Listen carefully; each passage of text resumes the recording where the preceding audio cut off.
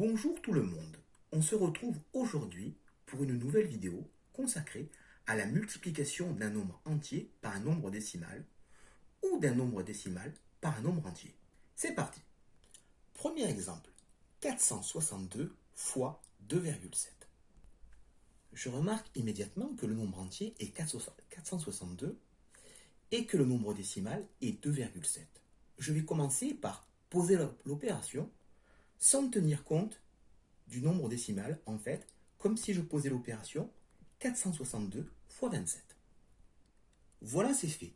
Contrairement à l'addition ou la soustraction, il n'y a pas à aligner les parties entières et les parties décimales en colonne. Je vous conseille d'utiliser deux couleurs comme moi. Une pour multiplier par 0,7, c'est-à-dire 7 dixièmes, et une autre pour multiplier par 2, c'est-à-dire 2 unités. C'est parti. 7 fois 2, ça fait 14. Je pose 4 et je retiens 1.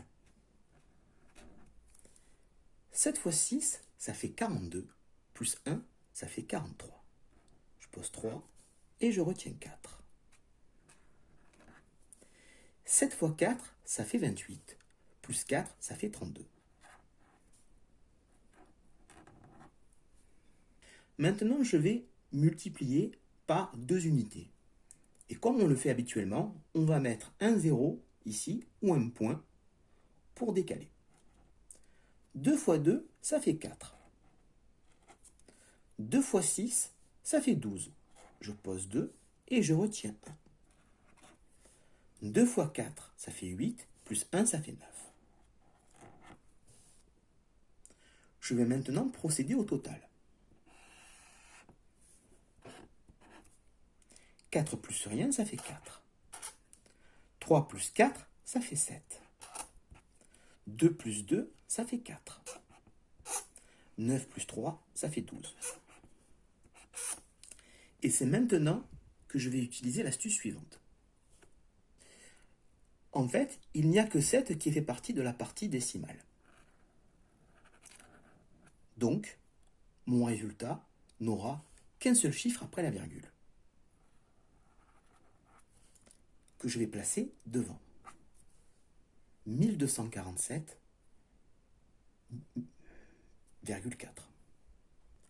Pour le deuxième exemple, nous avons 9,74 fois 9, c'est-à-dire un nombre décimal avec deux chiffres après la virgule, si vous voyez où je veux en venir, et un nombre entier. Voilà, j'ai posé mon opération, exactement comme si j'avais fait 974 fois 9. Et je vais donc procéder au calcul. Le multiplicateur a un seul chiffre, je n'ai donc besoin que d'une seule couleur. 9 fois 4, ça fait 36. Je pose 6 et je retiens 3. 9 fois 7, ça fait 63. Plus 3, ça fait 66. Je pose 6 et je retiens 6. 9 fois 9, ça fait 81. Plus 6, ça fait 87.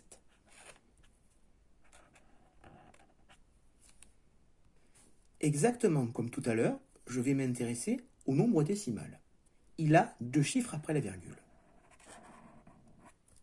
Ce qui implique que mon résultat aura donc deux chiffres après la virgule. La virgule sera donc placée juste après le 7. Ce que je retiens, je procède comme une multiplication normale de deux nombres entiers. Puisque je multiplie un nombre décimal par un nombre entier, ou l'inverse, mon résultat sera donc un nombre décimal. Et pour savoir comment placer ma virgule, j'observe le nombre décimal qui figure en haut. Ici, nous avons un chiffre après la virgule. Le résultat aura donc un chiffre après la virgule. Ici, nous avons deux chiffres après la virgule. Le résultat final aura donc deux chiffres après la virgule. Et pour terminer, un dernier exemple. Ici, lorsque je multiplie 2,5 par 4, mon résultat est 10,0. Et bien évidemment, le dernier 0 et la virgule peuvent disparaître. Voilà, j'espère que cette vidéo vous a plu et surtout qu'elle vous a été utile. Et n'oubliez pas, une journée où j'apprends quelque chose n'est jamais une journée de perdu.